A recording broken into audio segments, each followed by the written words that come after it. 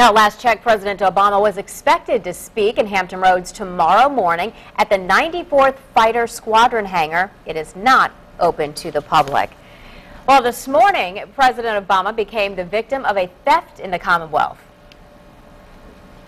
All right, we're going to go to Andy Fox now. He is there, and I don't know if President Obama has gotten there yet, but let's go out live to Andy Fox in Emporia. Andy. Yeah, that theft was a lot of the teleprompter equipment was stolen, but I've been told that they've settled the problem and everything is back normal. We do have a teleprompter up here. We are waiting for the president to show up. He is a half hour late. The White House press corps is now showing up, so we know that he's close. This is Dr. Veronica Leach, and you're from Emporia, Doctor. Why are you here today? I'm here to support the job cut bill today. When people criticize the president for the unemployment rate in the country, what do you say to that? Where do you put the blame? I put the blame on just the economy itself, not the president. He's doing the very best that he can do, and I feel that people shouldn't just try to point blame when they really just don't know the whole situation.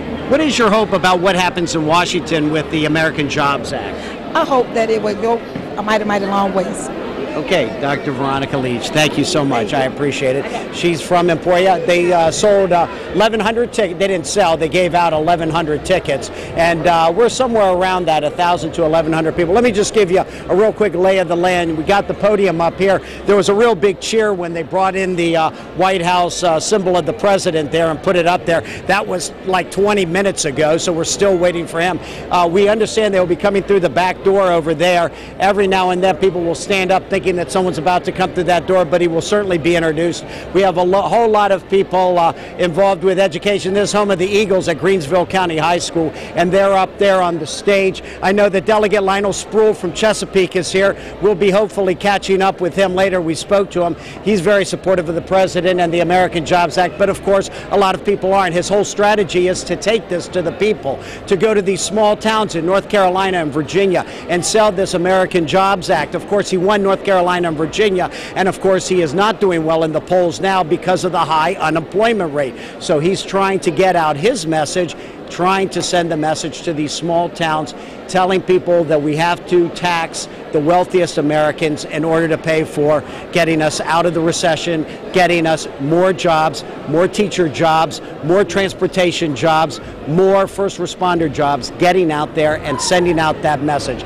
So that's what he's doing on this bus tour, and he's going to a lot of small towns, but he is doing it in North Carolina and Virginia, and he's here, and he'll be in Hampton Roads, but you can hear the excitement now. Now, I don't know what's happening next, but I know that the president will not walk through that door unannounced. So that's where we stand, Stephanie and Nicole, right now. We're just waiting. It's the long wait. I've covered these things 16 times when he was running for president. It's always a wait. Guys? All right, well, Andy, you know, the president's also taking some flack out there from critics who say he's actually just campaigning for his re-election on the taxpayers' dime. Anybody out there talking about that?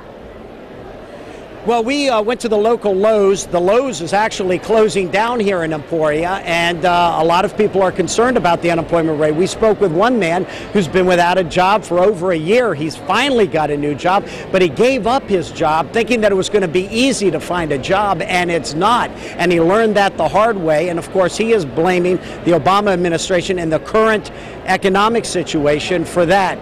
But the president is going around and, you know, of course, his critics are saying this is just a campaign swing and everything, but his message is jobs, jobs, jobs, jobs, and he's blaming the Republicans of the U.S. Senate for kind of being throwing up obstacles in trying to get that passed. He says that by doing that, we will create 2 million jobs. Of course, the devil's in the detail. We don't know if that's true, but that's what the president is saying. All right, well, we continue to wait for President Obama there in Emporia. Andy, we know you'll be waiting there for us, and we'll come back to you when he arrives. All right, thanks, Andy. Okay.